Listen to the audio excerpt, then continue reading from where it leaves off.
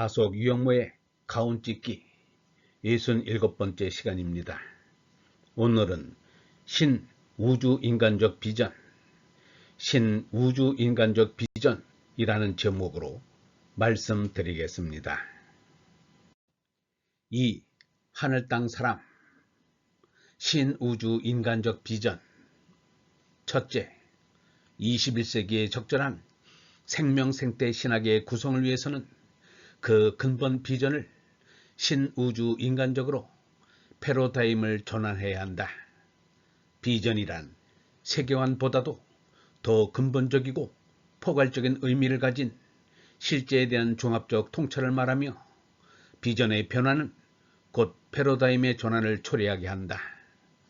근대 신학은 구속사관의 영향으로 지나치게 신인간 또는 신역사 중심적이었다.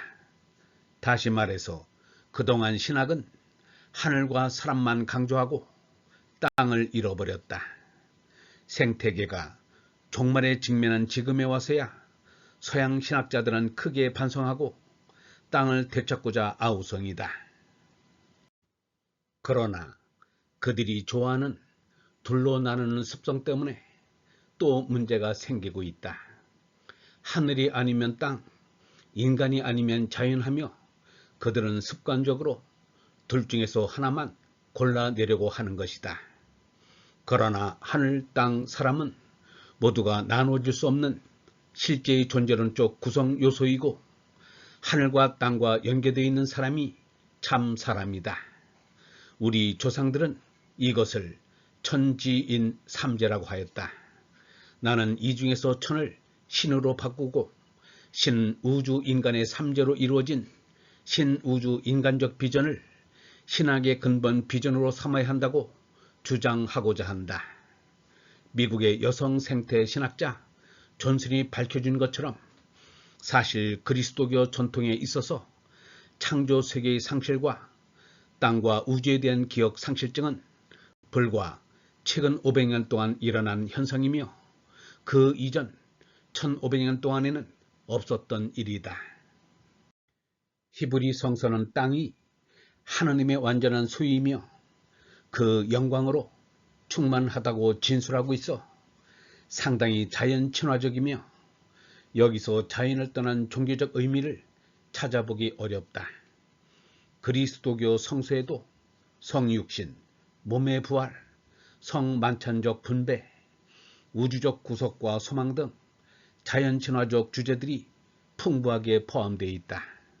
이와 같이 유대 그리스도교 성서들은 땅의 종교적 가치를 인정하고 있으므로 올바른 생태적 자연관을 추출하기 위한 성서의 재해석이 요청된다. 사실 초대 및 중세의 신학들은 신우주 인간적 비전을 가지고 있었다. 그들은 자연을 당연히 신과 인간과 더불어 형이상학적 삼재의 하나로 받아들였다. 아우구스 티누스에 의하면 하느님은 두 가지의 책, 성서와 자연의 책을 인간에게 주었다. 12세기에서 13세기에 우주론, 인간론, 신론이 어울려 한 조화를 이루는 신우주인간적 신학사상은 정점에 이르렀고, 힐더가드, 보나벤투라, 아퀴나스 등이 그 대표적인 신학자들이다. 힐더가드는 흙으로부터 만들어진 인간은 다른 창조 세계와 근원적으로 긴밀하게 연관되어 있어 결코 그들과 분리될 수 없다고 역설하였다. 보나벤투라는 비조된 만물의 장려함에 의하여 깨달음을 얻지 못한 이는 소경이요, 그들이 신을 향해 부르짖는 소리를 듣지 못하는 이는 귀머거리요, 이러한 모든 만물을 창조하신 하느님을 찬양하지 않는 이는 벙어리요, 이러한 수없이 많은 증거에도 불구하고 제일 원인을 인정하지 않는 이는 바보다 라고 하였다. 토마스 아퀴나스는 오줌으로부터 불에 이르기까지 모든 자연세계가 영롱한 신형상이라고 믿었다. 그러므로 우주 전체는 모두 함께 더욱 완벽하게 신의 선함에 참여하고 있으며, 한 단일 피조물 어떤 것보다도 그것을 더욱 적절하게 기술하고 있다. 존슨이 지적한 대로 물론 초대 및 중세 신학 사상들 속에는 아리스토텔레스와 신플라톤주의의 영향에 의해 계층적 이혼론이 침투되어 있었다.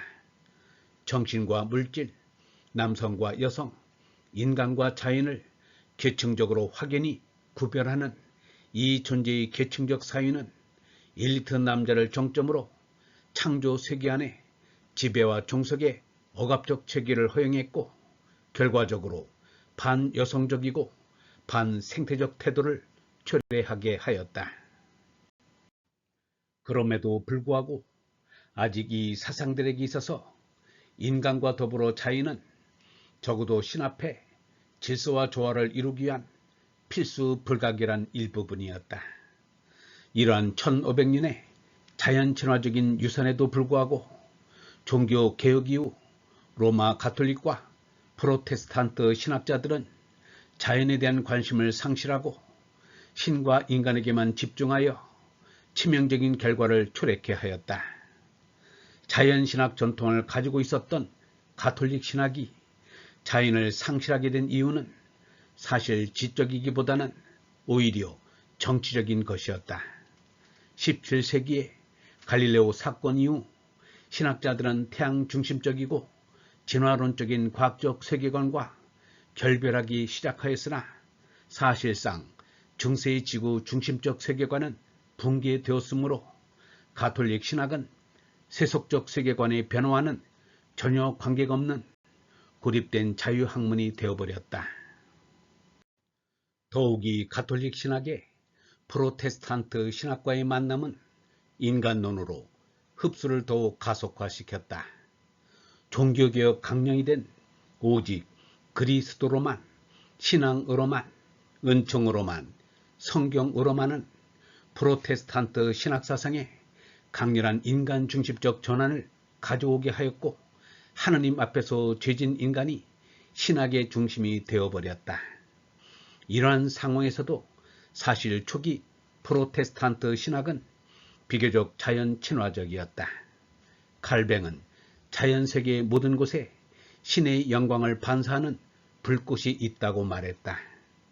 그러나 그 후 자연신학과 행위에 의한 칭의에 관한 가톨릭 신학의 교리에 대항하기 위해 개신교 신학은 자연은 신이 부재한 타락한 피조세계로서 오직 그리스도에 의한 구원의 대상에 불과한 것으로 비하시키고 인간 중심주의를 더욱 심화시켰다. 더욱이 개신교 신학은 과학과 철학, 역사 등 반자연적인 인문학에 영향을 받게 된다. 베이컨은 자연은 그녀의 모든 자녀들과 함께 너희들에게 봉사하고 너희들의 노예가 되도록 정해져 있다 라고 서슴없이 말했다. 데카르트와 칸트 철학에 의한 주체로의 전환은 자연을 외부적이고 수동적인 객체로 규정하고 인식하는 인간 주체로부터 분리시켰다. 더구나 근대 역사주의는 이 분리를 더욱 강화시켰다. 자연은 직선적 구속사와는 전혀 관련이 없는 순환적 이기도의 신이 군림하는 영역으로, 그리고 인간에 의하여 구출되어야 할 것의 한 상징으로 전락되었다. 쇠렌 키르케고로부터 루돌프 불트만에 이르는 실존주의, 신정통주의, 정치해방신학 등 20세기 신학조차도 이러한 자연을 열등하게 보는 자연관을 옹호하는 근본주의적 입장을 취했다.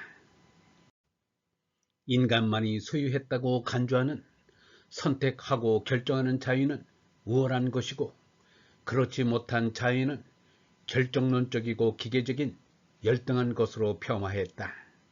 그러므로 과정신학을 제외한 거의 모든 신학들에서 창조세계는 신학의 동반자와 주체의 자리에서 실종했다. 영성신학원 다속아카데미의 하늘소리였습니다. 얼번 여러분, 하루 2명 이상에게 진리의 말씀을 공유하여 주시기 바랍니다. 하늘나라가 우리 시대에 우리의 힘으로 펼쳐질 수 있습니다.